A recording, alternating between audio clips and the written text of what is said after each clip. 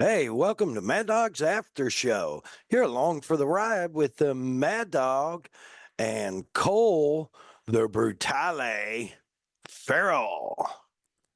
We're the Mexican tap water of podcasts. Enjoy at your own risk. I decided to fly through the air and live in the sunlight and enjoy life as much as I could, and that's just what I'm doing.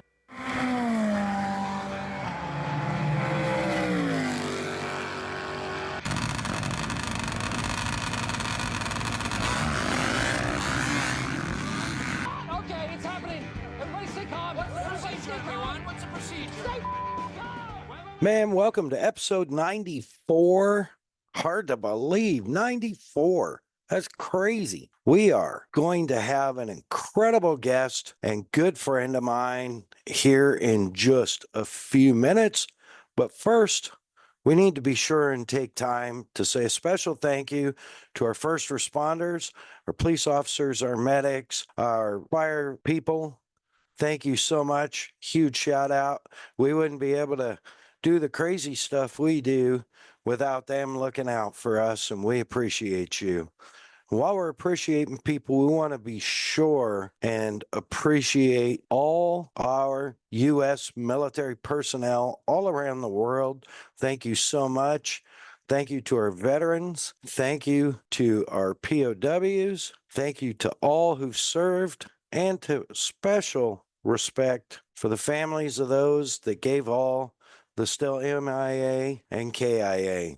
God bless y'all. While we're being thankful, we want to be sure and tell you how especially thankful we are for our incredible partners and sponsors: Kicker Performance Audio, Kicker Marine Audio, Kicker Personal Audio. Find them online, kicker.com, on Instagram, at Kicker Audio, on Facebook, Kicker, and their YouTube channel, Kicker. And be sure and check out every other Tuesday night their live TV show, Kicker Unmasked Live, on Facebook, on YouTube, and now on X. Check it out, kicker.com. Of course, Bomber Safety Eyewear, Bomber Floating Eyewear, Bomber Eyewear. Find them at bombereyewear.com. Over 40 styles of frames, an unbelievable amount of lens combinations, all the way up to full custom prescription lenses in pretty much every style. You can find them online, bombereyewear.com, or on Instagram at Bomber Eyewear. Of course, our man Cole and the Premix Podcast. Find them on Instagram at the Premix Podcast for all your desert racing photography needs. Also, some MX racing photos, and of course, available for MC and announcer work, now booking for 2025. Slide into his DMs on Instagram at the Premix Podcast. That's the at symbol, ThePremixPodcast. Hit him up. Of course, Kelsey Morrell Film, handling all of our video and audio edits, getting all of our video mayhem prepared and up for us to upload on YouTube at MAddOG Space Media.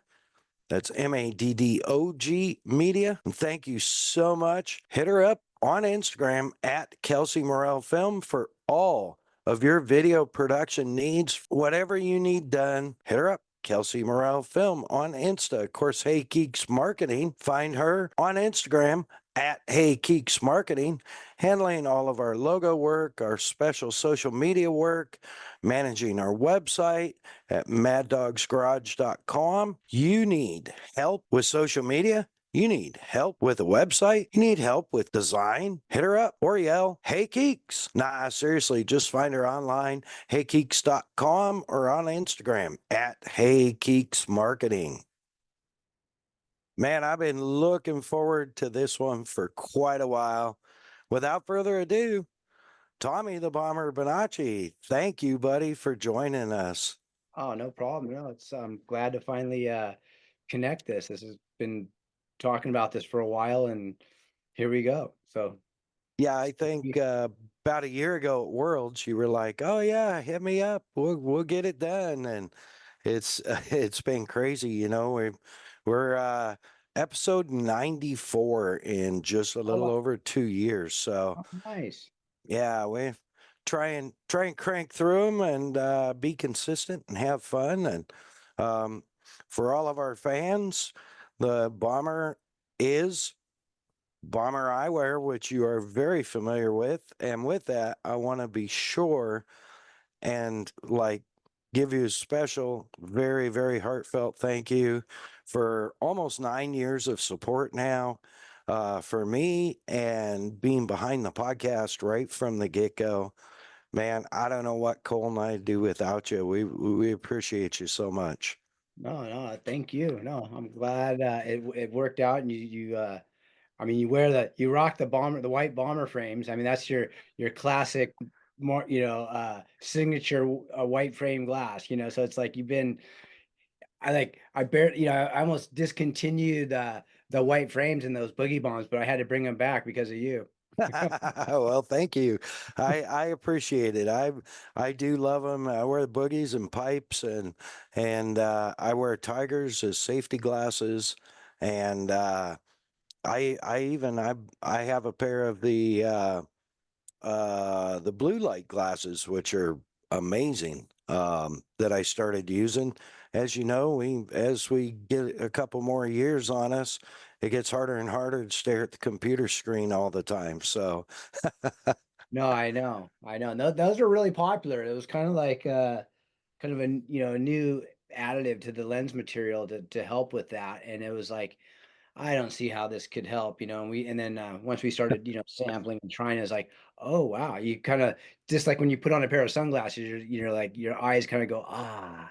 Same yeah, thing when you're looking at a computer screen, same thing. It's like, oh yeah, that is kind of nice, and so when you're, you know, I don't know if you guys more with doing the shows or just work in general on the computer. So many people are, working on computers now all day, so that's kind of been a big thing, and so um we've done lots of that with either because like with Bonner we've done lots of like specialty lenses in the early go with like yeah, focals, and of course with the safety thing and all, that was always like so safety bifocals with blue light or reading lenses with yeah, blue light.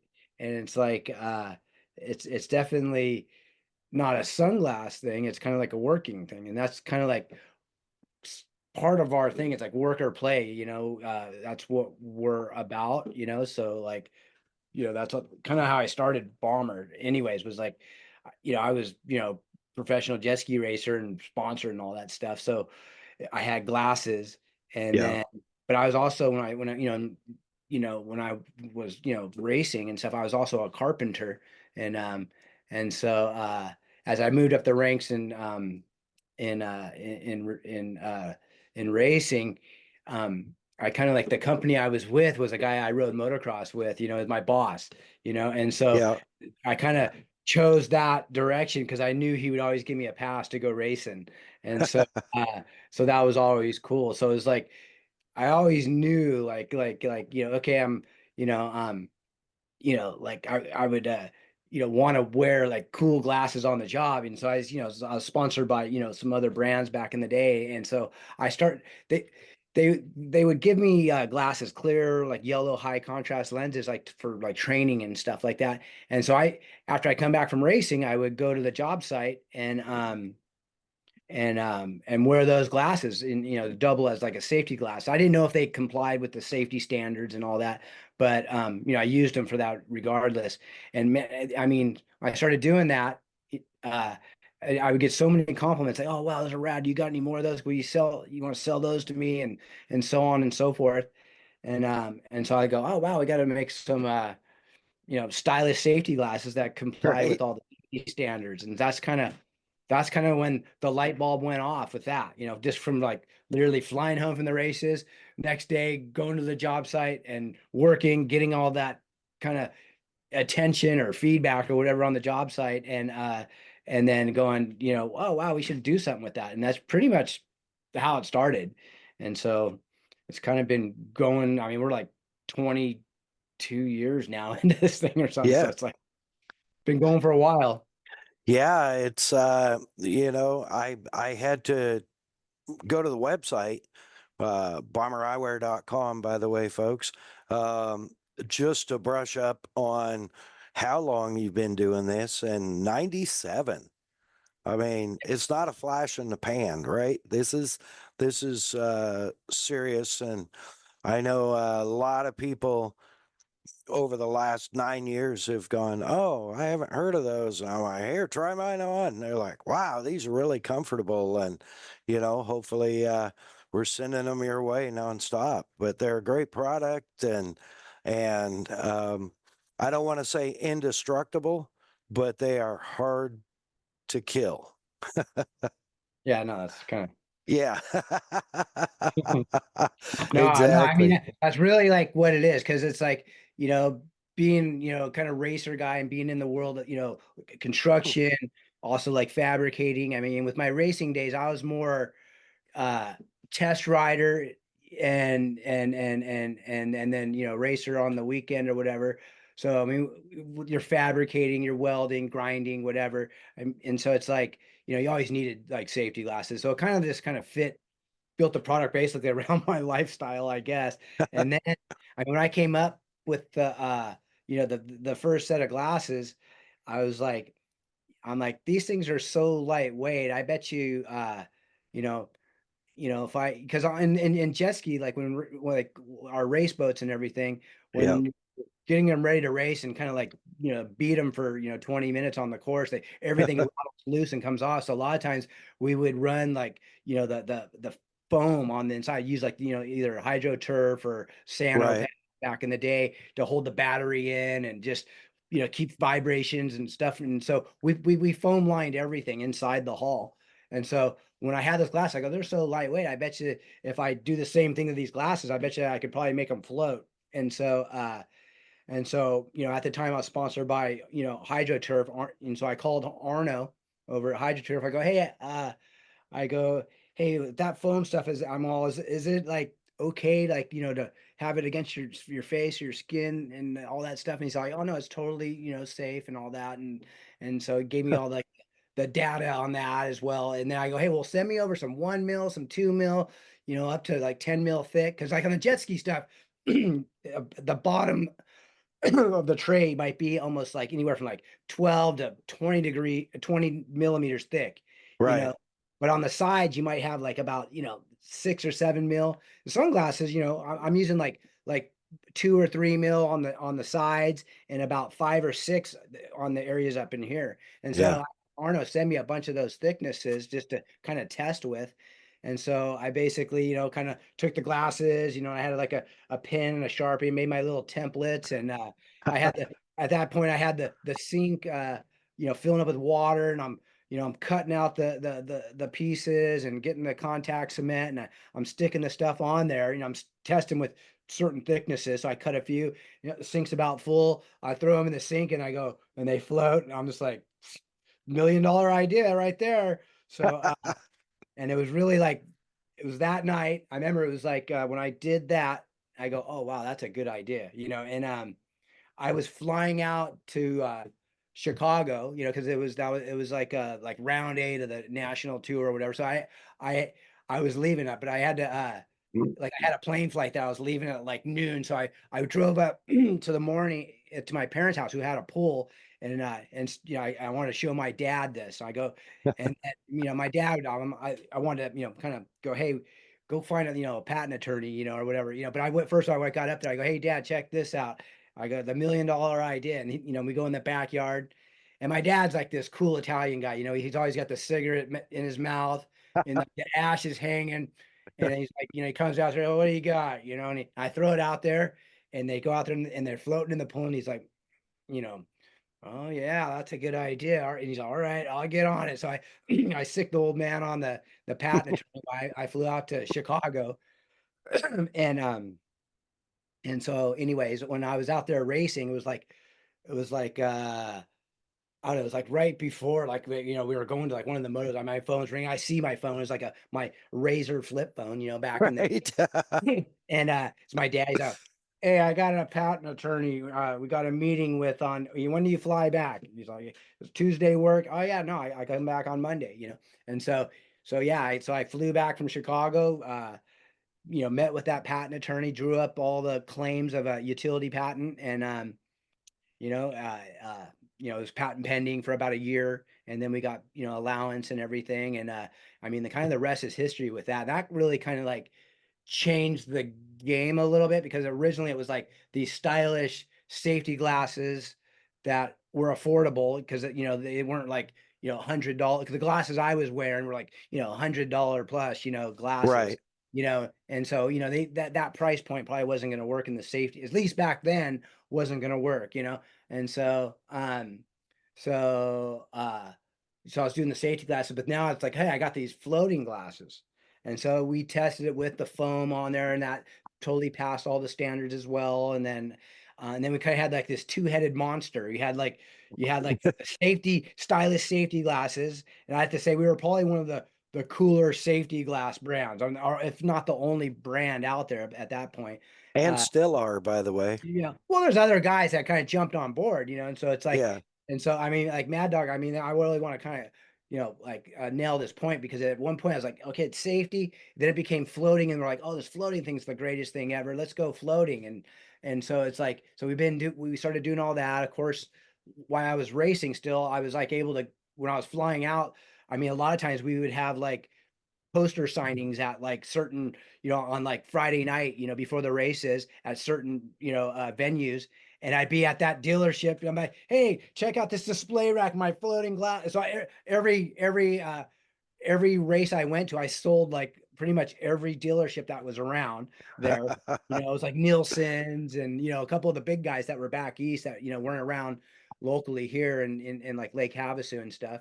Because I started out in Lake Havasu originally doing that, because I was like here, but still, it was like I was able to really kind of get it out there really quick. And like, I mean, I would set up a dealer with those floating glasses, and it wouldn't be like a day or two, and they'd be calling me back, hey, we need some more of those tinted ones with the chrome lenses. And and just so it really just kind of blew up that way. So it was like full, like, let's go with the floating thing. It works good with you know, with my background of being a jet ski racer and stuff.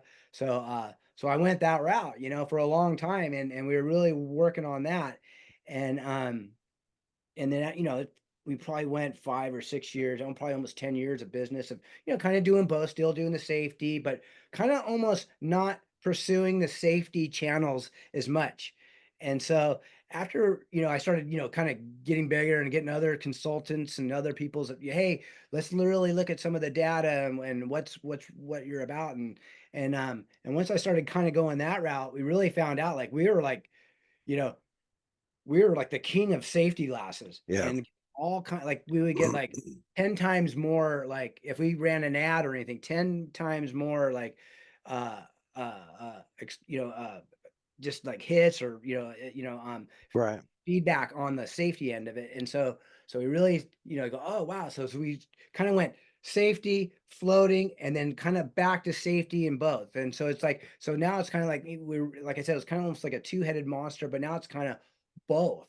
And Right. so it's really been a cool kind of journey, learning all that. And so there's other brands now, and because we were so with all the website, and the e-commerce type of business, and all the SEO, and all those keywords, the ANSI, Z87, Right. all those kinds of keywords, as you start marketing and optimizing all your listings or ads or whatever. I mean, we were in on that stuff so early, to where even if there's other brands that are working the safety stuff now, we're like ahead of them. So it's almost Oh, like, yeah. yeah, so we kind of catapulted up with that type of being in on that stuff early. So it's really been kind of like a, a kind of toss and turn and type of journey to success. And so now we sell, God, millions of these things, and Oh, it's yeah. I mean, Worldwide. it's crazy. I mean, I still, I work and I sell, but I don't do as much. I mean, it's like I said, the younger kids are like, are like, hey, hi, what, have 20-year-olds tell me what I should do or what we should do, and so it's like, I'm 56 now, so it's like, Right. I still play around and live young, but it's really like, the younger generation's really kind of taking it to the next level. So I really Yeah. have to give a lot of credit to some of the help from, people that I've worked with. Well, I really love the fact that, I can get um all of it in one package. Like I wear obviously I wear shades pretty much all the time. I have kind of light sensitive eyes, and so, you know, I can get the uh polarized floating sunglass that's, ANSI Z87 OSHA approved safety lens. And so it's got everything covered, which is like just crazy to me. Yeah. Well, that's the thing. It's like we have a new thing, always coming up with new like ads, like something we're running this week on a new launch with our new bomb ripper glass. And so and a lot of it is, on or off the clock. These glasses could serve you well, and so Yeah. it's really been me. I'm a workhorse Monday through Friday, and then I'm a weekend warrior on the weekends, whether it's going the river, riding dirt bikes or racing, Or it's surfing or yeah. Because I yeah. mean, like I had my, like I usually surf every morning. I didn't surf this morning, and it's like I go and I don't wear them when I'm surfing, but I mean, it's like why I'm there, just like, like putting on my wetsuit because now it's getting colder, so I'm trying to wear a wetsuit, and it's like I see people riding by, people wearing the shades, and and then they're doing a lot of like construction, like right at the uh um in the state park of Huntington, and it's like they're remodeling a couple of the bathrooms, and you see the guys with all the PPE, reflective Yep. clothing, hard hats, and half of the guys are wearing Bomber Eyewear in there, and I That's come in there with the awesome. Bomber Sprinter van. They're like, "Hey, samples, sticker, whatever." I'm like, I'll get you on my way back." So I Yeah. literally like talk to workers, and I see, they're girls and guys, rollerblading or jogging up and down the river path, or in front, it's like the beach path where I surf every day, and it's just, I don't know, I kind of sometimes I have to pinch myself with that kind of stuff because it's like so cool, you know. So That is really cool. And I mean, it's but necessity, what do they say? Necessity is the mother of invention. And you created something that was needed before anybody knew they needed it. yeah, no, totally.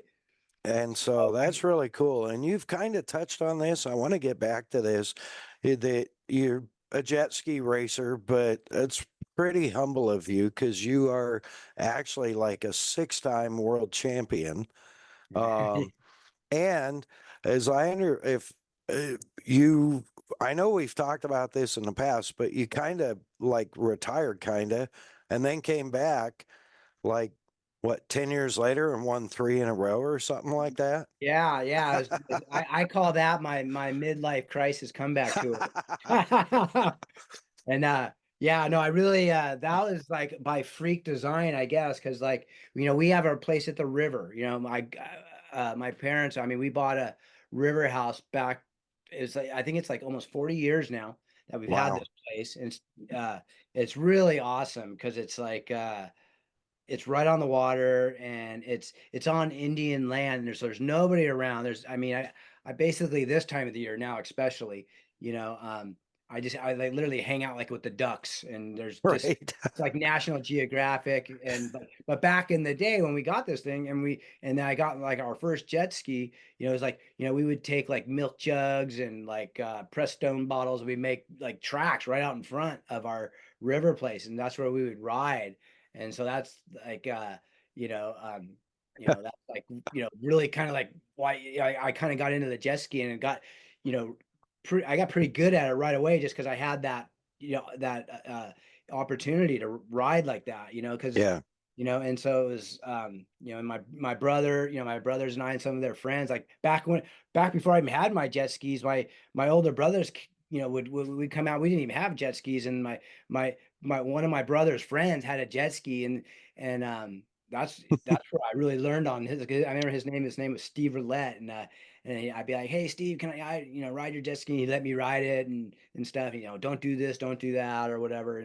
And so I would ride it, but it was kind of cool because I was young. I was like 12, 13-year-old kid. And it was like my brothers were older and they'd start partying and drinking beer and hanging out, and Steve, oh, go ahead and ride it, man. Just here, put more gas in it. So I had before I owned a jet ski, I was already pretty good on one from riding that guy, Steve's, and so that was super fun. And then, once I got into the jet ski racing, it was like, it was kind of almost like, okay, let's go race, and my first race was in Estero Beach, which is down in Mexico, and it was a surf Right. race.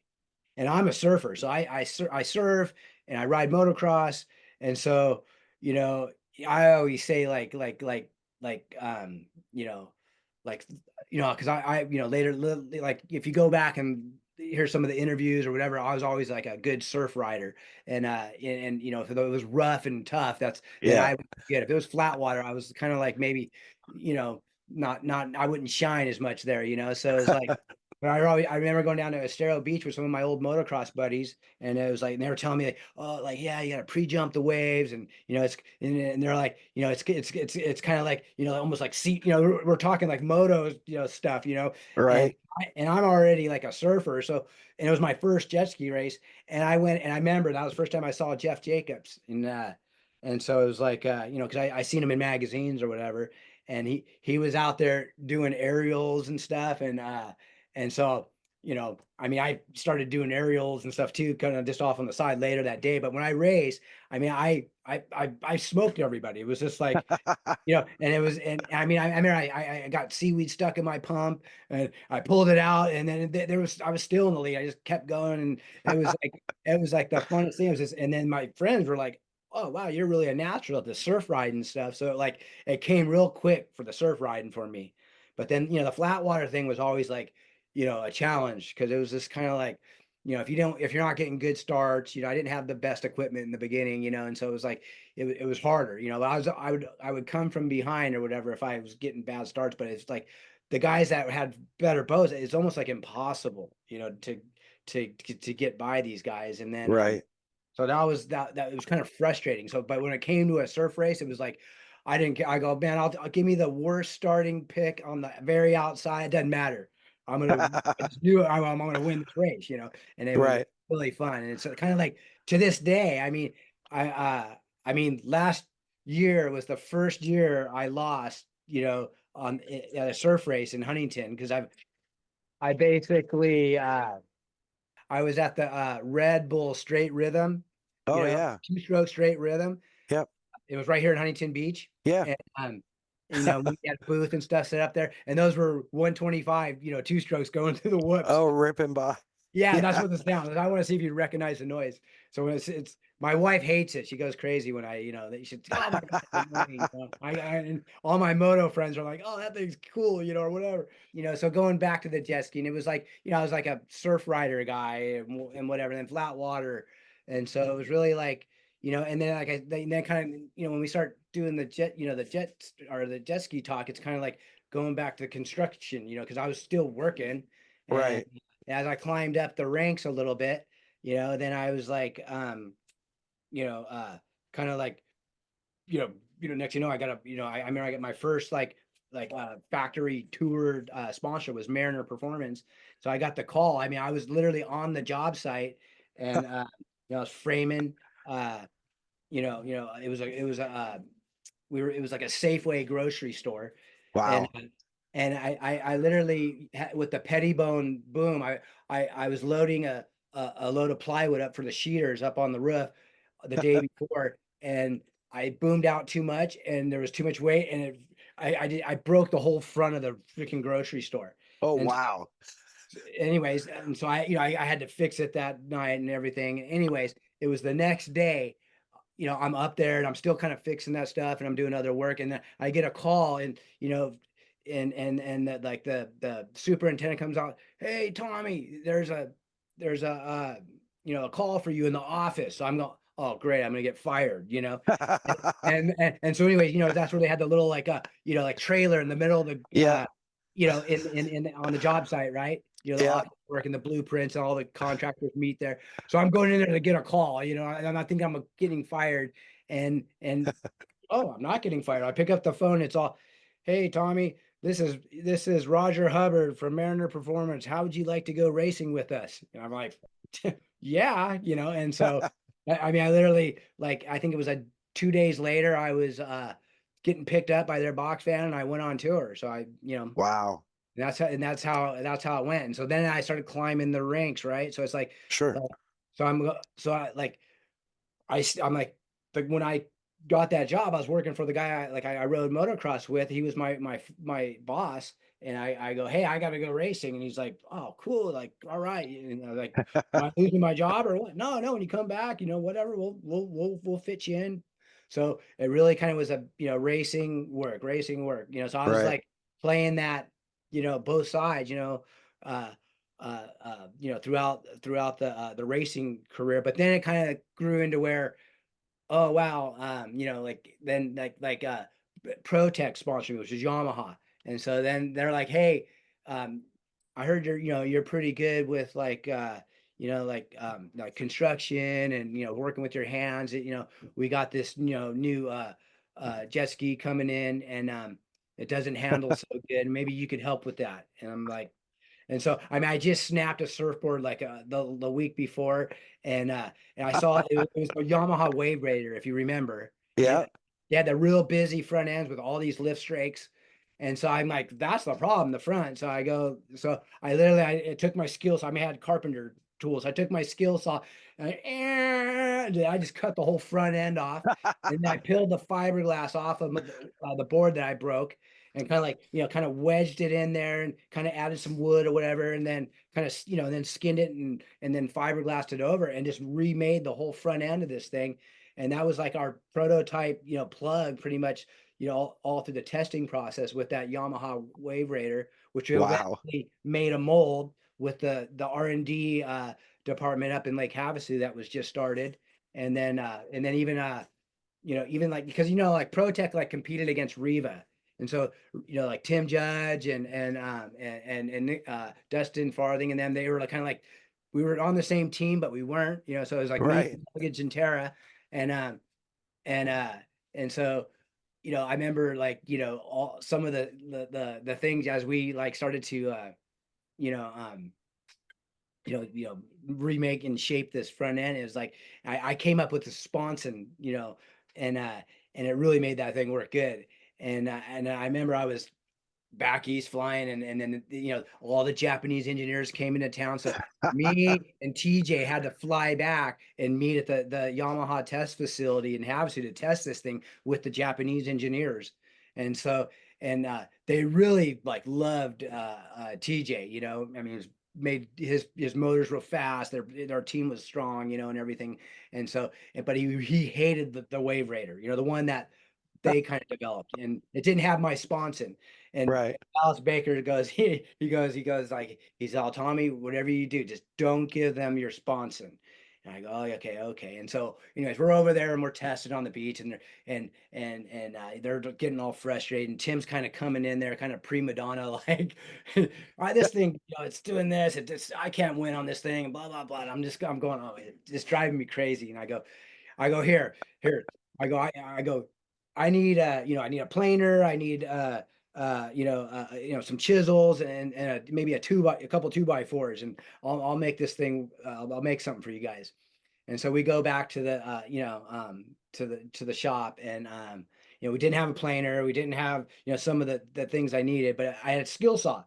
And so I remember, and I had all like these. There's like I think about 6 Japanese engineers, and I'm shaping this sponson with a skill saw, like by walking the blade. Yeah. You kind of like hold the front of the saw like this, and you kind of, and a lot of times it'll catch, and like, so I almost like cut off my foot like a few times, like almost cut off a hand, and the Japanese guys were like, oh, they were getting so excited watching me do this thing. Anyway, I shaped it to fit the side of the hull, and we put it on there, and we bolted on there, and and then we go down the water, and then TJ gets on it, rides it, and he says he stays out on the track, and he's doing pretty good. And he comes in, he goes, I could win on this thing, you know. And, it was literally, you know, I wasn't supposed to do it under kind of team orders, but it was, Right. couldn't take it. I had to do it, you know, because it's just kind of guy I am, I guess, you know.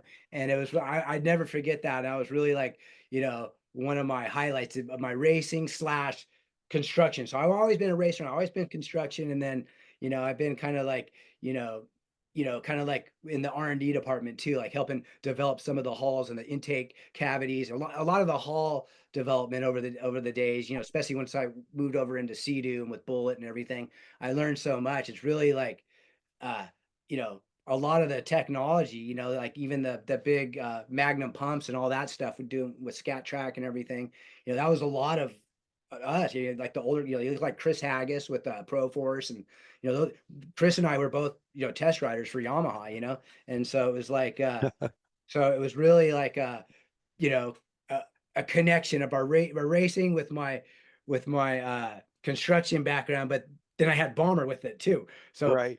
I really was able to leverage all that in a way, you know, like I said previously, like going out on tour as a racer, but then you know, it was like I would be like, oh, I go right to the, you know, we're sitting there like signing autographs at a dealer, you know, party, you know, and people are coming through, and I'm like, yeah, our display would be good right here. Like, you know, it's like set it up. They were literally like right there, and then they would come by and race it. Hey, Bomber, we already sold some of those things. You know, it's like you know, so it's like it was really a cool way it kind of, you know, kind of morphed all of those three things together. You know. Sure. What a great morph though. I mean, dang, you know, it's it's pretty impressive. And so you've talked about motocross too, but where it like what obviously you're a motorsports guy. You know, I know you've ridden motocross, you surf, jet ski world champion. Um, and it seems to be genetic because your nephew is killing it in the Bomber Eyewear short course buggy, and doing a great job. I follow him Yeah, he at just won. He just won Crandon. Crandon. So yeah, Yeah. so, Yeah, I that mean was he's huge. yeah, that's massive. I mean he's a driver. Like we go out and just drive like the K1 or the, you know, the go-karts and our pole position, whatever, the electric go-karts. And it's just like, and this is like years back, probably like, I don't know, almost 10 years ago. And I'd be like, damn, Lorenzo's on the gas on these things, you know, my Yeah. little nephew. And he was a driver from day one. Like he had Yeah. skill, you know, you could tell. And That's so awesome. I mean, he's gonna go pretty far with that, I would think. And you know, and then, you know, with you know, Dave Arnold, you know, and announcing and stuff, and you know, I deal with Dave a lot and stuff, and he'd always, you know, kind of give me that kind of feedback. Yeah, your nephew's killing it, you know, Yeah. and stuff. So it's, I don't know, you know, I guess we're like kind of like a racing family, you know. So Yeah. So where did that all start? Like what got Tommy the Bomber Bonacci into motorsports? What pulled the pin? What lit the match way back when? oh, it was motocross, because I was always into motocross, you know. So one of my you know, like Bob Hanna and Mark Barnett, you know, and we're kind of like the two guys. And there's a little like Marty Smith, but I was more Yamaha and Suzuki guy, you know. Right. Um, but still, like, you know, all the old school motocross guy. Pretty, you know, dates myself, but um, you know, so it was always that. But I remember, like, you know, like racing, you know, like, or not, you know, like riding like the 80s and stuff as I was coming up. But it was even before that. I remember, I think I had a RM50, and and I don't know if it was like a race of champions. It was at Saddleback, and all the little expert 80, you know, 80 riders, and you know, the mini class Yeah. were they're all on Yamahas. And and it was Mouse McCoy. He was out there and he just smoked everybody. And I wanted to be Mouse McCoy, you know, and that's pretty much what lit the fire. So I mean, you know, I was chasing that for a while, you know, riding moto, and then, you know, I broke my leg pretty bad, and that kind of slowed me down for a little bit. But then, at that point when I broke my leg, I came back, and that's when that jet ski, some of my moto friends like, hey, you should ride the jet ski. And at that time, I'm like, oh yeah, no, I rode my brother's friends, and so that's how I ended up kind of getting a jet skiing. Oh, it's I won't hurt myself as much, in the water, and so I kind of started to kind of lean more towards water sports. So it was a little bit more jet skiing and surfing for me at that point. I was still riding, but not as much, So, but I Right. always loved motocross. And so I always do every year I do the surfer cross, which is Yep. like pro motocross and pro surfers. And I'm usually in the industry division. Sometimes I get kicked into the pro division because, Jeremy Albrecht that puts on the event, there's usually more motocrossers than there are pro surfers. And like this year, like me and Fischetti, like we were both there, and like we never want to go in the pro division because it's like it's like kind of like we'll do good in the moto part of it if you get a good motocrosser, but the surfing is like kind of our strong suit for the industry division, Right. like so it's like, but then now you got to surf against like pro surfers. Bruce Irons was there, a couple other big names, guys that are getting like 9s and 10s, surfing. Right. So like Fish, him and I both did it this year. He got moved into the pro class. I'm like going, oh, I hope they don't move me, and so they did. I stayed in the industry class. I almost had a chance to win, and that's one of my trophies. I've been chasing for a long time. Like I've had podium seconds and thirds, but I've never won it. And I literally had a path to win this time because, you know, I ended up 10th in moto, and then we qualified 4th in surf, and the top 9 went, and we were in 4th in surfing, and Nice. and so all I needed to do, and the guys that that won the because it's just like motocross, like the second moto tie break. So Right. surfing was the tie break the second day, and so it's like the moto guys that won got 10th in surfing, and so we were 10th. I go, we could win, and so Right. and it was like, and so it's like, but it helps a lot with your partner. And my partner was from Georgia, and the first time he touched a surfboard was like 8 days prior to the event. And he was a super talented motocrosser, so he's fast. That's what we did, Right. pretty good moto. And I thought we would have did better with him being as fast as it was, but man, those kids were fast this year. But anyways, it was there was a chance we almost did pretty good, but but yeah, I've always been like kind of like just like a surfer and motocross, and jet skiing was always like kind of like my job in a sense, so I would Right. enjoy riding moto more and surfing more, but racing, because jet skiing was, I was like test rider. I mean, I'd be out there in the middle of February freezing my ass off, Yep. testing, changing carburetors with just clothes, and then all right, go ride that thing, Bomber. You're like, and it was almost like Yeah. I have so much seat time on jet skis that it's like it gets old, or you get Right. bored with it, so I think the motocross and the surfing kind of put me in the middle with the jet ski. It was because kind of like both, if you put those Right. together. And I think that's why me and Fish both do pretty good at that sport, because we're kind of in surfer cross, just because it's like you got to be medium in both. You can't be like, if you're just if you're just all surf, you got to be, and you can't ride, it doesn't work. You got to be able to do good. So, so a lot of times you got to be able to be like medium. And so Fish is like same thing. So the jet skiers kind of make you, kind of good for both sports, I guess. Wow. Yeah, that's cool. And so that 80 or 50, the RM50, how old were you? Were you?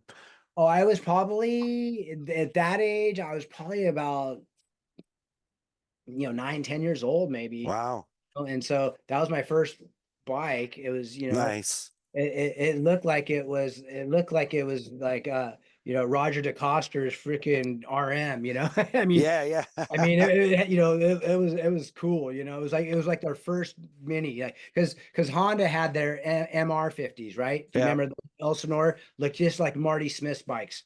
Yep. And so So, then Suzuki came out with that. And that was the first year of it. So whatever year that was, I think it was 1980. I want to say like 1970 something. I don't know, 75, 74. I don't know, somewhere in that range. I don't know how to do the math on my age. I Yeah. was, probably about, probably about 9 or 10. Wow. Nice. Were parents big supporters of the moto, or like Not, not, is your not dad a really. racer? No, they weren't supportive of the motorcycles, and so like they were always like, no, no, those are dangerous. And then one of our friends, good friends of theirs, they bought their kids bikes, and then they were going to the desert, and that kind of all right, and then they kind of joined, had to kind Right. of step it up because of the neighbors. So I got to thank the McNichols for that. That's our neighbors. They bought their bikes, their kids' bikes, and then my parents followed. So at first it was like, no, no, no, because it was like we were riding kids' bikes that were in the neighborhood, back Right. in the day. Because back in the day, back then there wasn't. I mean, we rode right out of our house, and in the oil, Right. we were in Brea, so the hills were right behind us, and so we would ride off into the oil fields right there. But and so but as like we went into the jet ski, and then they were supporters because of Right. the river house, so Sure. and so once I went jet ski, and then it was like support for it. I still had to buy my own jet ski. I worked, and I did things to make my own money to buy the thing. And so, but and I just went to race. Then they supported it. But the motocross was like, they were always worried about us getting hurt and stuff. So Yeah. Yeah. That's that really is like a story of the American dream, though. I mean, you're busting ass doing construction. I mean, commercial construction, what you were doing wasn't like soft labor, you know. oh no, no, It's hard labor. And then you're jumping on a jet ski on the weekends and going out and, man, what a great story. I no, it didn't was know great. that part of the story. So I mean, it was kind of good because like I was like, because at that point in the construction, like we would do piece jobs where we'd be, we'd roll joists or truss or and stack roofs. And right. so the faster you were, and I was kind of like kind of crazy, where I'd walk the plate and I like people. So I'd be walking, I could fall to my death if I fall to this side because it might be a 2 or 3 story. This side I'm only going to fall. It's only 8 feet down. But I've been walking out there with the tape measure, and it kind of helps your balance and all that. So it's kind of and your kind of made your confidence for taking risk. The risk versus reward. So Sure. so like when you're racing, it's kind of like jet skiing especially. It's like the first in motocross too, but I think jet skiing is like when you're coming into the first turn, it's kind of like if you're like in the middle, eighth, 10th place or whatever, and you're kind of in the middle, you're not really seeing very good. So a lot of times you gotta sometimes kind of like, you know, make a couple split-second decisions whether to Right. lift or stay on the gas or come inside and kind of sense people coming up or up the inside of you if you're going to start coming over, and you don't want to get hit or and so I think like the construction and so I didn't love doing construction. I liked doing it, but it was like the racing was like, oh, I wanted to do that and make money.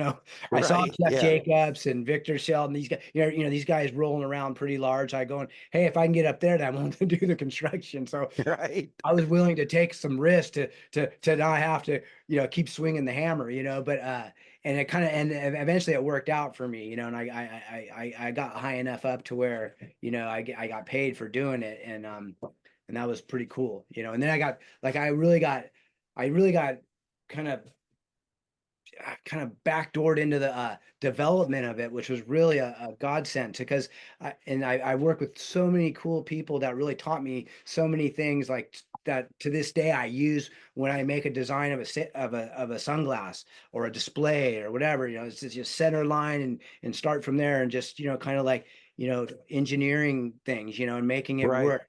And so it really kind of helped me my racing stuff, that and some of the talented, people I worked with in development in the R&D, department, helped me, kind of get Bomber over the edge, in the beginning. Because Right. in the beginning, you don't have a lot of help, you don't have a lot of support, and so you got to do it yourself to get it done, And Yeah. so it really helped me a lot of it, and so that was pretty cool. So That's pretty great. crazy. That's not something that I would expect one to, like construction and building and stuff like that, to benefit that way, like development of glasses, development of sunglasses and um but and you wouldn't expect someone that's that was a framer to build an effective hull Yeah. for a ski, so I mean, you probably, I would guess you're selling yourself a little short on all this, because you obviously had a vision and a gift, to make that stuff happen. But then the other side of it, dude, you had the drive. Yeah, and that's what it was exciting, because it's like, I saw the feedback. It was if I didn't race, I probably wouldn't have been sponsored by and I'm not going to name the brands or nothing, but it's like I Right. wouldn't have been sponsored by them, and then coming back to, these job sites, and then getting that kind of attention and feedback, like, wow, those are rad, cool. Can you get more of them? Can you sell me a pair? I wouldn't have saw any of that, and then that's where the light bulb went off. It was like, Sure. wow. And so that's really what, you know, so I really have to, like, kind of like go back and like thank my racing background Right. and my construction background to put it together. It's kind of like, without the two of them, there isn't Bomber, and so, Right.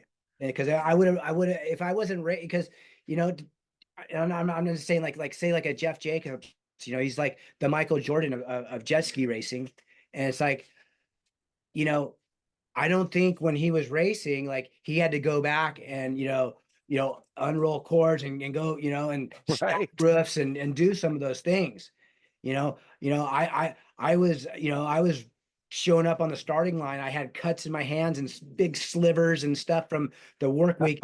And I would kind of suck the blood out of my fingers to give me the mental strength that, like, man, I got to win. I got to get up there because I don't want to keep doing this, Right. So I want to beat these guys more. And sometimes I would race way beyond my, you know, uh, what I had in terms of skill and say energy or training, like, like in ride in pain, like you're literally in pain, whether it was back pain or hand pain or whatever for the jet ski, just because I have to get over this hump of going back to doing that construction work, because I know, Jeff and some of those other guys, I mean, they're over there on the beach in between races, kind of like Yeah. somebody's feeding them grapes and fanning them, like, kind of like something like this, they're like, like this. Hey, Jeff, are you ready to go to the line yet? No, fan me a little bit more. And I'm over there, putting carburetors on and doing stuff, and Right. I got cuts on my hands and gas is getting on there and it's burning. That only just fuels the fire for me to push harder in the race, and so and those guys were way more talented than I ever was on a jet ski, but it's like, but I was like driven by, like, I don't want to keep doing construction, even though I like, dude, I make good money from it, but I know I can make more money racing. And then once Right. I got over that hump, I made way more money racing. And then, kind of, that's when the Bomber, light bulb went off, and that started to happen. It was just like, hey, my racing career is coming to an end, kind of. So so I was like, same thing. It's just like, the cuts and the burn, Right. competition was like, I have to do it. So I had to do it, because, like, I didn't want to go back to construction, even though I'd make good money. And I'm not like saying like I couldn't have done well with it, Right. but I just knew there was something better, and where I am now. I mean, like I said, I pinch myself like every day. I'm so Right. blessed. And I mean, I get cops go by me and they're wearing my glasses, and sometimes they'll take their glasses off and be like, and like show me their glasses. Like, oh, I almost think I'm gonna get pulled over by some, motorcycle cop. And it's like, because we always sponsor the moto rodeo, which is all the Yep.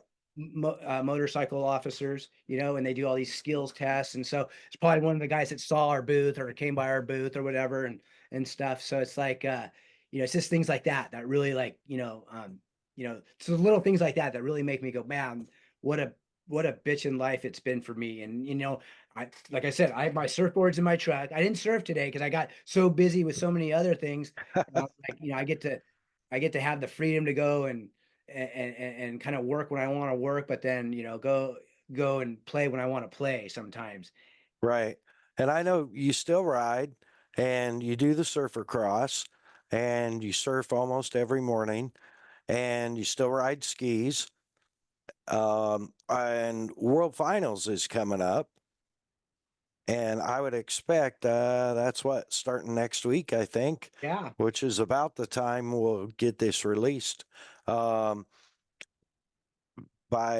World Finals is over, during World Finals, this episode will release. So that should be cool. But I imagine, are you going to be set up over there Yeah, I know. So this we'll have a year? booth set up like we do always. It's usually kind of right behind the starting gate area there. So, you'll see us. You won't be able to miss us. We could talk more there and stuff, see some of the new stuff.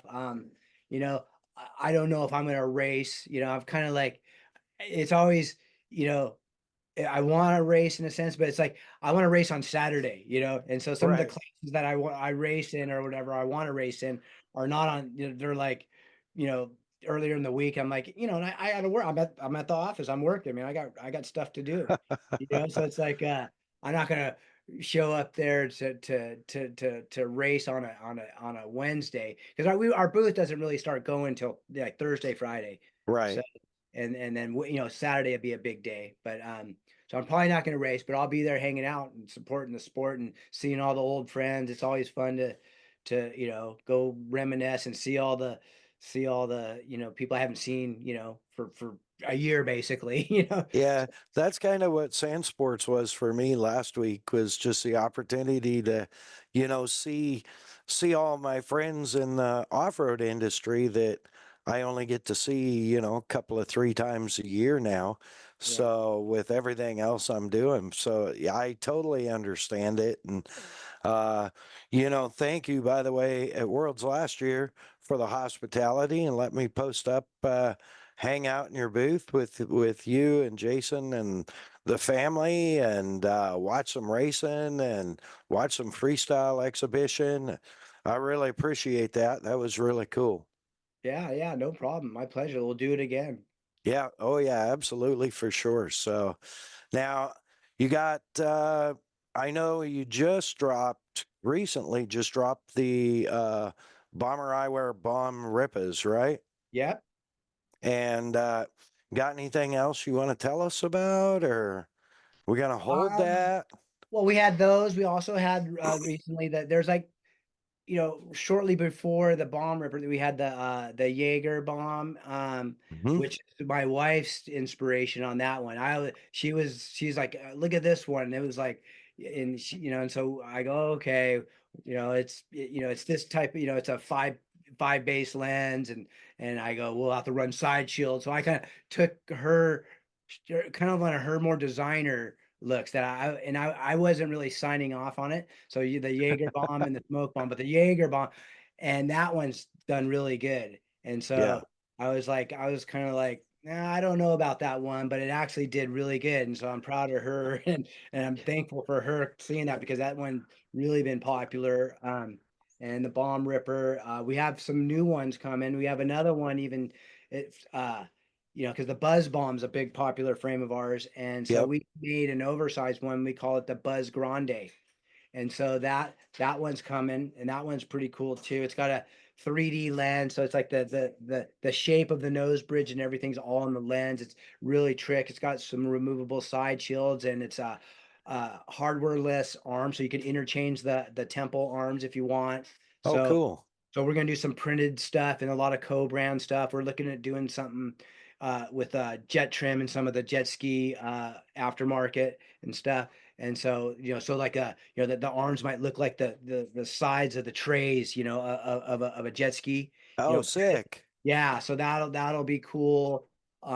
We're doing some stuff with some automotive guys, a company called Project Torque, and they do a bunch of turbo exhaust stuff. So they have like certain designs, and we're putting like kind of doing some temples and stuff for them, and others will come. We're definitely Yeah. going to be doing things like that. So that's going to be cool. I guess we also have the clutch. Have you seen the new style, the clutch?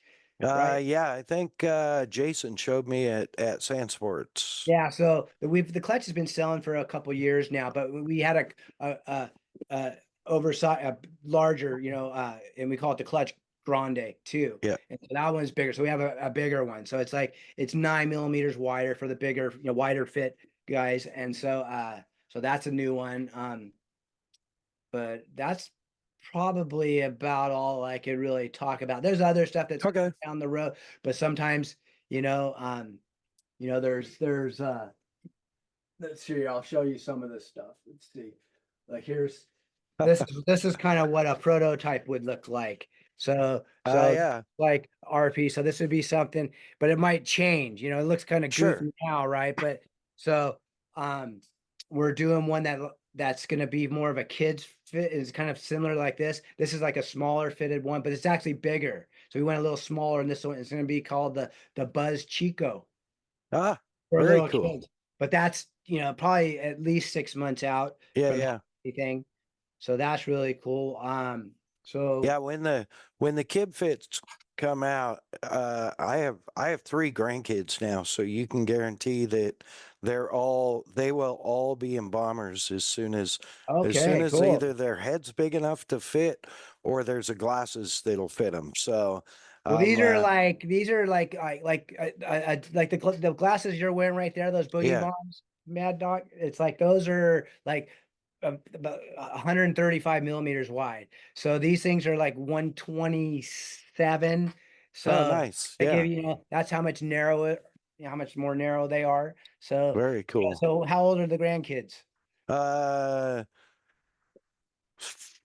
5, 4, 5.5, 4, almost 6 now, I guess. Okay, 4 and that'll work. two They'll and a work. half. Yeah. Yeah, Yeah, they might be a little big for the 4 and 3.5, but that's kind of like it's pretty small, so it's yeah, like, but people with narrow faces could wear them because yeah. I test them on adults even that have a Sure. narrow face. So but so it That's might be a little exciting. too big. So yeah, that's cool because it's like you got to be able to kind of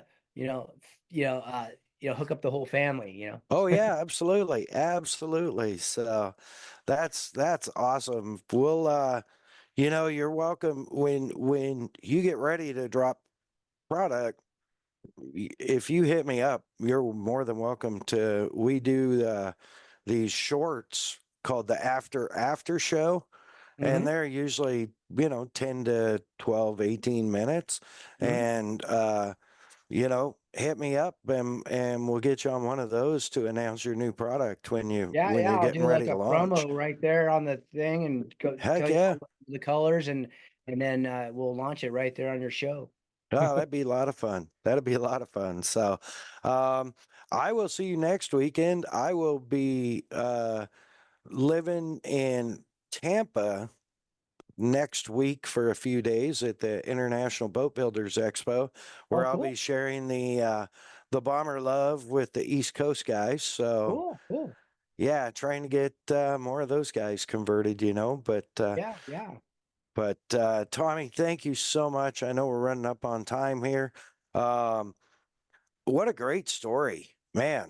What an incredible story. I mean, I only knew part of it, and I just like just knowing what you went through to get to where you're at, and you know, um, I'm always proud to support the brand, and now I'm even, you know, more knowing like the way that you developed it and the way that you built your brand and literally, like you said, I mean, cuts in hands and slivers racing on the weekend, um, to probably the most notable sunglasses brand on the water, as far as I'm concerned, anyways, for sure. Um, and the safety part is just, I see your social media, which folks, Instagram at Bomber Eyewear.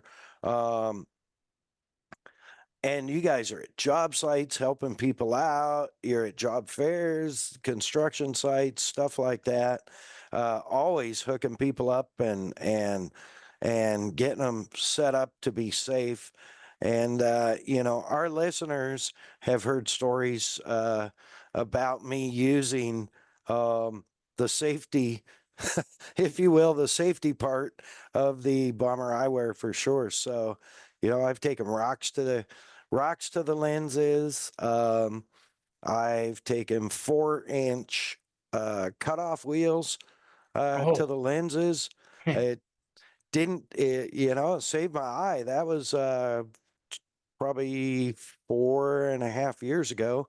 And I was cutting some stainless and brand new cutoff wheel for no reason. It just exploded. And, it actually hit my chest so hard. It actually cut through my shirt. One piece hit me in the face and cut my face, and fair chunk hit me right in the left lens and scratched the lens. But I still have those somewhere. I ended up breaking an arm off of them at some point. I think I whacked my head underneath the car and broke the arm off of them. But I had been wearing those as safety glasses for 4 or 5 years at that point. So, yeah. um, Yeah, no, that's the key right there. Like that was kind of like the whole principle of like stylish eyewear. So that was like kind of our sales pitch. Like, hey, if they're a little more stylish and they fit good and they're comfortable, yep, with our patented foam lining, it makes them comfortable. You can wear them all day.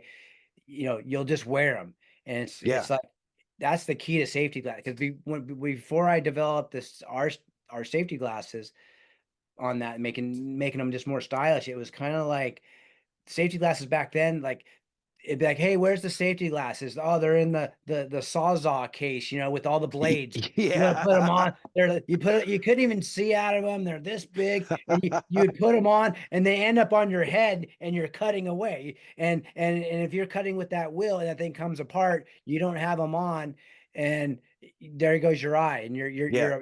you lost your eye. And so like I always like every May, every year, there's a safety week, or safety month. And so a lot of the construction companies, like they invite us onto their job sites to talk about that. And I'm always like the eyewear guy, and I talk about Right. story, and it's really like the thing is like the main thing is just wear them, and so Yes. and a lot of companies buy them. They'll buy like one style, one color for the whole crew. And we started, Jason and I started doing these things, these pop-ups right on the job site, and during safety month. And we let all the guys try them on.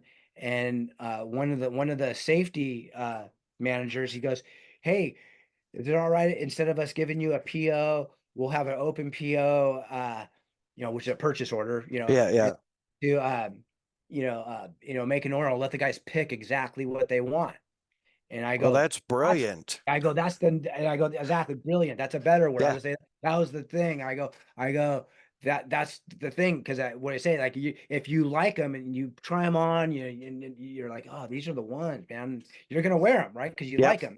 That's the main thing. So we started, doing this, like you said, 1997, and so it's like I have like 40 molds, and Yeah. it's I pretty much have every shape for every shaped head, and so it's a very subjective product to fit sometimes and the look and the color and the color combination. Some people are like, Raider fans, so they want black and silver lenses, and so on and so forth. The Dallas guys want like gray with blue lenses. So just whatever, it's just, so we started doing these pop-ups right on the job site, and there'd be like backhoes in the background and cranes and stuff. And then we have like over like 300 pairs of sunglasses and safety glasses displayed on this job site. All this stuff's going on in the background, and guys go in there and all they had to do with this open PIA is go in there and go, okay, I like these one. And they tear off the hang tag and they hand us the hang tag.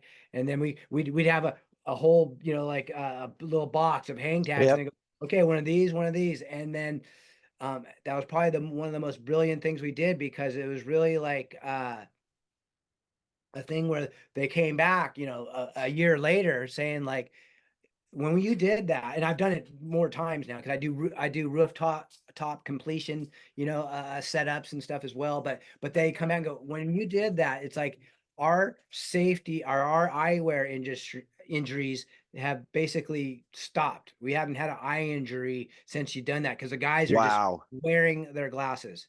Sure. And that's the whole thing. You were wearing your glasses when that wheel broke on Yeah. that grinder, which is spinning at like 15,000 RPMs or whatever, About twice that. yeah, whatever, It was a high speed, yeah. yeah, And it was just, a weird deal. I mean, I've maybe had two break in my whole life. And when that one came apart, dude, it came apart. yeah, And there's actually a piece stuck in the insulation in the side of the garage close to where I was working. So I'm like, whew, thank God. And yeah. those were the old that was an old pair of sake bombs. Oh wow, that's an older style. That's a lot different than what you're wearing there. Yeah. Well, I like the sakis because they have a big Yeah, big. It's a lot of coverage. big coverage, Yeah, but they're also comfortable that it doesn't matter. And that's something that we didn't hit on was the foam that you have developed and that you use on these. You were talking about, you're sweaty and you're running the skill saw and the glasses are falling off. These don't do that. yeah. You know, Tommy's magic formula, the Bomber magic formula, doesn't fall off your head when you get sweaty. Yeah, no, that's kind of that's literally in the title of our patent. It's snug fitting floating eyewear. So it's like, it's that foam lining, that it's a EVA, closed cell foam. It's basically the same stuff like that you put on traction for a jet ski or a surfboard. So it's the Yeah, same stuff. And so like, on a surfboard, you don't wax your tail patch or whatever. And it's like, it's the same thing. So it's basically traction for your face. So I have one friend that of mine, he's bald, and he'll put the glasses like backwards on his head like this. And he's like, and he shakes his head and he's like, you don't, you don't even need ears, because, yeah, and that's really like, been like a selling point for us always. So it's for always sure. the comfort, the grip, the ergonomic use, because it's, you're wearing them all day, or if you're sometimes the blades kind of binding on a sawzall, you're shaking. It's like that kind of keeps them from jiggling down your face a little bit, Yeah, all that yep, kind of stuff, and all that adds up. It just makes them perform better. So yeah, it's not super complex patented technology, but it's very functional technology. And so, when you come up with the utility patent, that's basically, hey, why is it different? Why is it unique, right? right. And so a utility patent versus a design patent, it's a big difference. A design patent is just like a shape, you know. Sure. So Yeah, like if you go look at like Wendy's hamburger patties, they have the square patty, right. they got a design patent on a square hamburger. They're probably the only ones Right. that do it, right? So no one else probably does it. But like a utility patent is, you gotta have a minimum of 20 claims of why it's unique. And so it's traction, it's grip, it's flotation, it cuts off the circuits where the air would back up through the lens. So it's ventilation and all those things, that are all kind of elements that are put into the patent to make it unique and patentable. Yeah, that's rad. And they work great for like I wear mine inside my helmet. If I'm just out skipping around in the desert in the razor, I wear them inside my helmet, and the foam helps keep the dust out of your eyes. Yeah, no, big time, because that's what it is. The air, like in the glasses that you're wearing, let's see, like, yeah, so these are pretty simple. This is the Mega Bomb here. Yep. So this piece here, that's, that the air is going to come through here, and then it's going to back up through the lens right here. So it's going to hit here, and it's going to divert out of there. So it's going to keep some of that dust from going in there. Like when I first started doing the design, I had the foam going around the whole inner frame, and that's called a spoggle now. A lot of other people do that, and I saw it to be counterproductive, because when you have the glasses like on the nose and like where it touches your face, and like if you put these glasses on, and it's like it almost seals naturally right all the Yeah. way here. And as it gets, your eye cups and in the human skull kind of like taper out, that's where the hole's going to be right there, is where Right. that chunk of foam is. Right. Yep. So it's kind of it's like a little venturi, where it's going to divert the air a different direction, so it sends the air back. And so It's been pretty super, helpful. And a super lot of times well too, when I thought when I out. was doing, I had the foam all the way around there. I was sitting there, I put it on there, and there it was like, if you cringe your nose like this, or say if I was Yeah. chewing gum, I'm chewing gum, my mouth's going like this, these glasses would be going like this. You don't want it to get traction right here. Right. You want Yeah. it here. So I slowly cut the foam back, so when I was doing that whole sync thing, when I was cutting out the Yeah. little Yeah. pimples, I was like, oh, that's too much. Cut a little off. Does it still float? A little more off, okay, that's just about right. So that's kind of the evolution of getting it to why, that's like claim number 9 in our patent, Right. That's that awesome. piece right there. And there's Yeah. other frames where we got, the piece here. And then we have other ones where we have other patents that you don't see it as much, but it used to be a design called the Time Bomb. We had cavities in the temple. So the parts would go in there and the foam would stick out, and I'd have the logo in the foam. And Oh, you could, wow. and the whole concept of that was like, you could have like black inserts for in day. And if you go in the water, you could put in like orange or high visibility ones. Oh, neat. And then you could, if they fell off in the water, they'd be real easy to find. Right. But people kind of like the simple one like this the Yeah. most. Yeah. I like our second patent better, but it was like, because it was just more, I don't know, it served more you could easily change out like these little panels, Right. and change the look of the glass, and it had some cool little features on it, but it's like, it was like I said, it's simple technology that delivers a lot of function, and so Yeah, for it's sure. And work. it's you know uh, it's an amazing story, and it's crazy, that it started with an uncomfortable pair of glasses, and now here you are, all around the world. um it's and over, if I remember right, last time I counted, over 40 frame styles, and the lens combinations are, I actually talk about this in the shout outs at the beginning and in the end of the show, with over 40 frame styles, and I don't even know how many lens styles. I mean, it's Oh God, yeah, color don't get me started. combinations and stuff. It's crazy. But Yeah. to come from where you were to here and be serving, really doing a good thing on top of it. You're serving a need, you're protecting people. Um, Nobody wants to lose an eye, for sure. And everybody hates losing sunglasses too. So, it's just one of those things, man. No, Great and I always job. say that. I always say this, Mad Dog. I go, every time you lose, like if you use them in the water and they fall off and you find them, they double their value. Yeah, So, that's true. so I got like one of my pairs I found so many times, it's like over $1,000 pair, you know?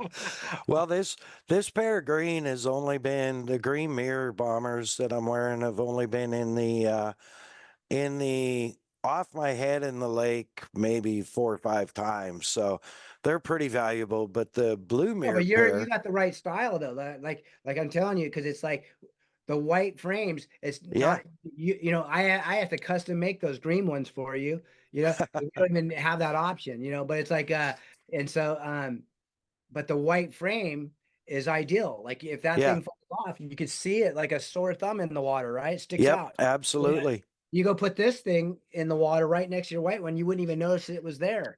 So It'd be that harder was to the whole find. Yeah. purpose of the second patent kind of a thing. And then I mean, I even went as far as on some of them that I'd wear at the river all the time. I'd take the ends here and I'd paint the tips here just white, and just so I Ah, could yeah. see them. And There you so go.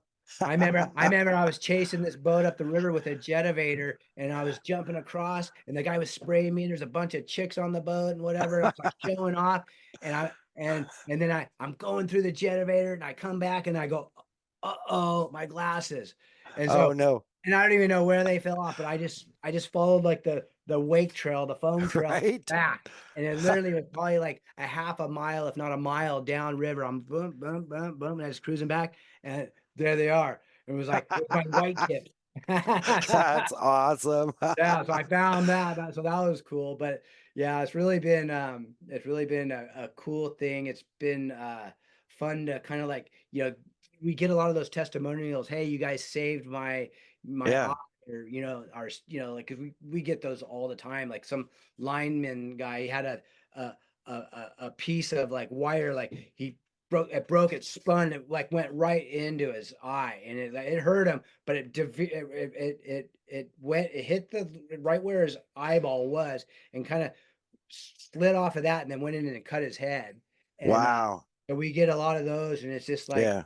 hey, man, being in the business of protecting eyeballs is like, I get, this is just awesome to be there, and like I said, like be a part of that and go, wow, I helped that guy save it by just kind of like, they were cool enough safety glasses for him to wear all Yeah. day. I know that Ab- nowadays there's a lot more of it, but back in the day that it was not like that. And so it was like, we really kind of like, that was the whole purpose. Like, let's make stylish glasses that people will want to wear all day, because just having them on will save your eyeballs, Yep. So, you Well, know, the other thing that I always highlight is they're reasonable. You've done a great job of being reasonable on them, and like you've told me probably 100 times, the blue jeans, the sunglasses, right? yeah. It's like everyone should have 20 pairs. Oh man, so good that you remember that, because I was like, that one was coming out if you didn't say that, because it was like, that's what we always been. I'm always say we're like the blue jeans of eyewear. We work, go thrashing. I mean, if you're gonna, I mean, you can wear them to a wedding, I guess, if you want. I have. People do. Yeah. Mark Gomez had his whole wedding groom party wearing them, right? Yeah. It's like so, but yeah, that's the whole thing. It's like we're kind of like the rough and tough safety glass guy, and Yeah. like our new tagline is on and off the clock, or I love it. we love being a part of the working class, the weekend warrior class, people that are out doing it, just kind of living the same life so blessed to be able to do, Right. and a lot of people do it. Of course, like the sand show, whatever, there was a lot of people, wearing our stuff there. We had the booth there. I Yep. didn't see you there. I was there for a couple hours on Saturday, but and so like that's kind of like, I think our customers, guys that are doing that, Yeah, for sure. For and sure. a lot of them are like, I saw a couple of my guys here, firemen. Other guy was like was a police officer, construction, carpenters or contractor guys. So a lot of people like, do contracting, but also like, they have a boat, they have a, a side by side or whatever, Right. they're desert, river, whatever they're playing, but they're working hard during the week, and we get to kind of be a part of their everyday life. It's pretty cool. That's pretty awesome. And you know, kudos to you for having the dream, pursuing it, and putting the work in to get there. You know, and to be able to save, I mean, doing the research and standing behind a product that is so good that it really does save people's eyeballs, you know, saves potentially people's lives. So, and certainly their lifestyle. So, Well, I great mean, that's the job. thing. You could, lose a hand or whatever. But I mean, you can't see, then it's over. It's kind of like the Yeah. fun is over. I mean, it's not it's going to be a lot. So it's like my dad was an insurance agent, and he always said like, the most costly injury is an eye injury, because you can't, like if you cut your hand, you go to the emergency room, you get cut, then you can kind of, hey, we'll put you on office duty or light duty. You could do this Right. or, but eye injury, you're done. You can't do none of that. So it's like the Right. most costly. Like that guy can't even work. And then if he's got to go to the emergency room, somebody has to drive him. So you lose 2 employees. So from an insurance standpoint, it's one of the most costly injuries too. And so that's why Wow. that guy's coming back to me going, when you did that pop up and we let everybody personally take exactly what style and exactly what color, like I said, we have like 500 different options to choose from. And so it's like it changed it, because they're just wearing their glasses because that's the ones they picked out. And so Yeah. I mean, That's I like making them and coming up with whatever's cool, kind of following the trends. I'm not like cutting edge of design or whatever. I'm kind of like, okay, what's cool out there? I think these round lenses or temple are popular. Or squares are popular. A lot right now is like cylinder lens stuff, and that's our mhm. Jaeger bomb, our smoke bomb, and our bomb Ripa. Those are all cylinder. So it's one. Right. There's 0 up north and south, but there's 7 base lenses on the curvature in the front. Where regular lenses, if I put a mic on there, it's 7 degrees this and 7 Right. this way. So it's compound bending. Where cylinder lenses have been really popular, and I personally don't like those. I like individual lenses for one, like not a shield lens, because I want like Right. what you're wearing, because Yeah. it's kind of like if each eye is like kind of independent in a sense. So it's like when you Sure. put a shield lens in there, it's like wearing a goggle. That kind of changes the optics a little bit. The cylinder lens, being that it's 0 degrees this way, north and south, that's different. So I tend to not wear them for visual optics, but a lot of people Right. like it because it looks good.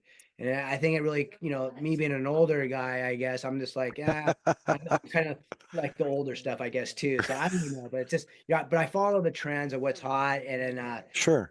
lot of times it's like, hey, if they want big flat lenses, 4 base or even 2 base lenses, which is like a big flat lens like this, Yeah.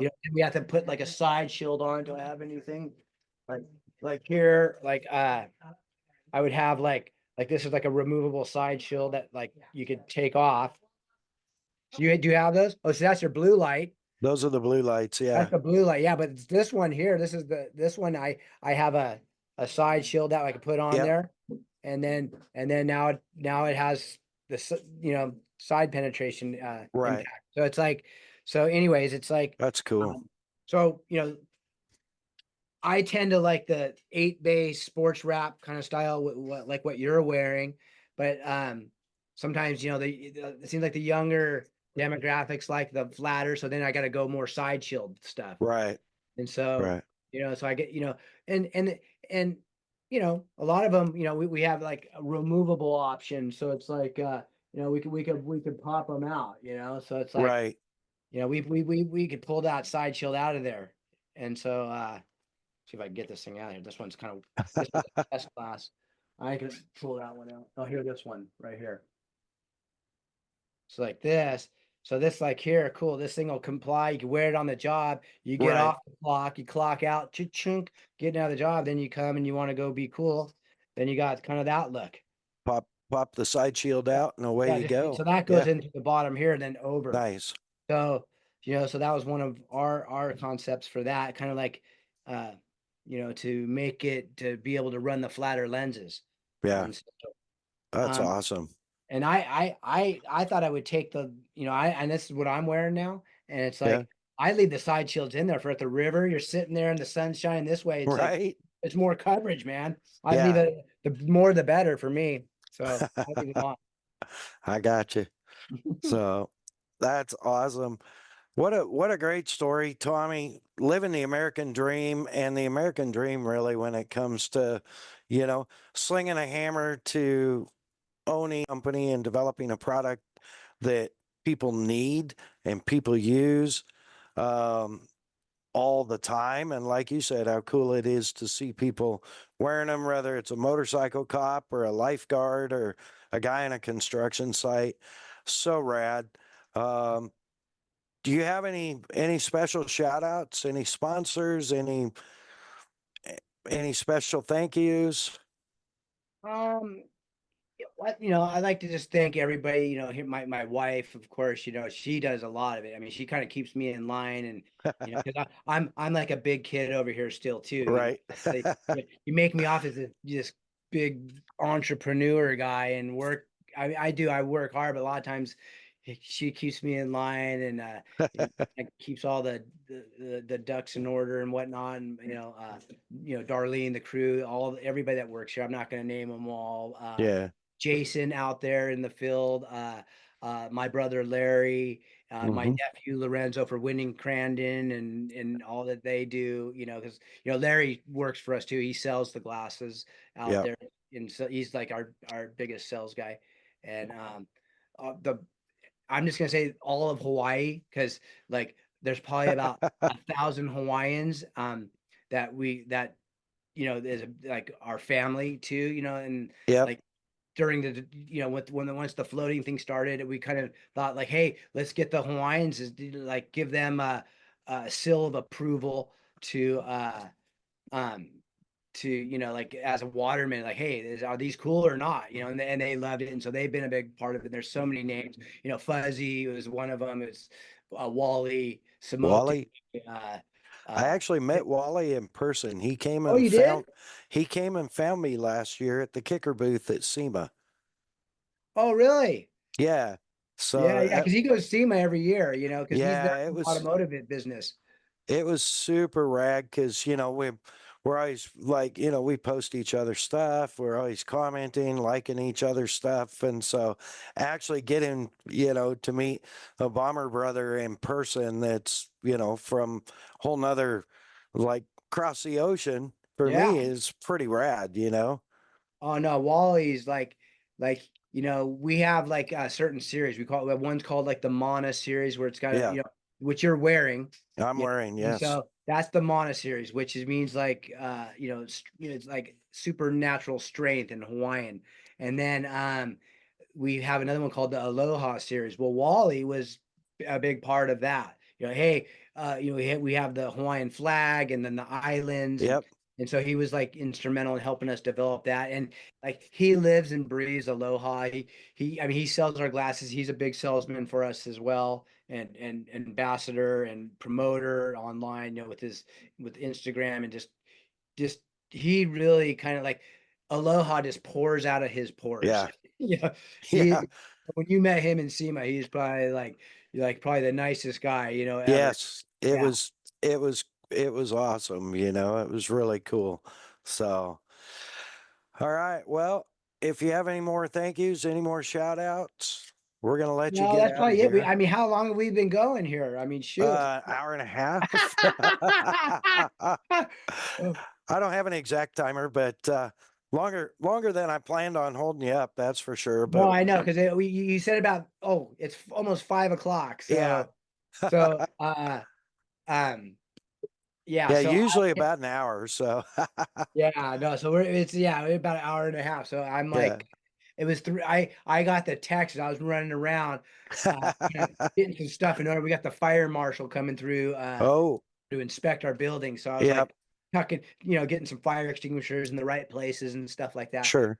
And and then I'm like, oh, and I go, I know it's close to this, and then I heard back because I have an earpiece in, and Yeah. I'm like, oh, I better go back. And so I like signed on. And that was like Nice.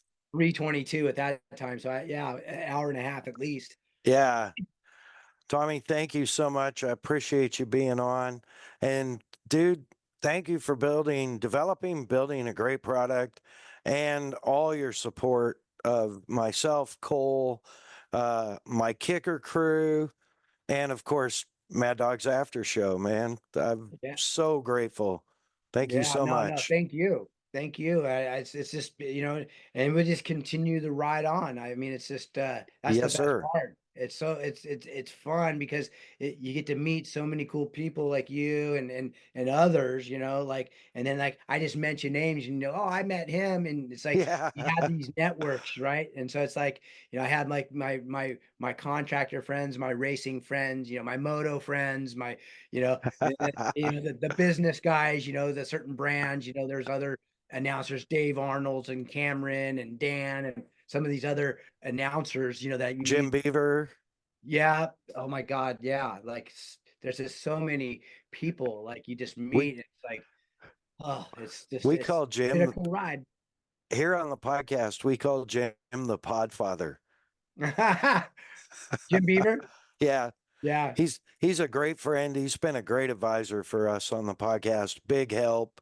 Um, and I do some stuff with him a lot. So We're supposed to go do some video or and stuff up there in Parker, right? That's where yeah, yeah, and we've been talking about doing it. So we gotta and put some kind of video together or whatever. We've been talking about it. So hopefully that'll happen.